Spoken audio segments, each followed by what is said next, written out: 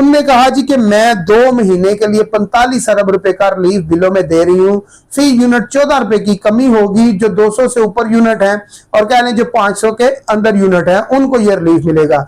इसमें जी कह लें कि इस्लामाबाद यानी कि इस्लामाबाद वाले भी इसमें कह लें कि उनको भी सहूलत मिलेगी। 1 महीने के लिए इस्लामाबाद वालों को सहूलत मिली और साथ ही उन्होंने कहा जी हम इस्लामाबाद वालों को सहूलत नहीं दे रहे, ये पंजाब वालों के लिए है। तो मुझे बताएं, इस्लामाबाद अलग से सूबा है, इस्लामाबाद KPK में आता है, या इस्लामाबाद पंजाब में नहीं आता, या इस्लामाबाद सिंध में आता है, या इस्लामाबाद जो है बलूचिस्तान में आता है? मुझे बताएं फिर इस्लामाबाद किस में आता है? अगर इस्लामाबाद पंजाब में नहीं आता तो फिर इस्लामाबाद का अलग से सूबा बना ले। वफाक है ना, वफाक को फिर किधर लेके जाना है आपने? आखिर उसको कहीं तो डालना पड़ेगा ना, या पंजाब में डालना पड़ेगा, KPK में डालना पड़ेगा, या सिंध में डाल दें, बलूचिस्तान में डाल दें। तो मेरे भाई ये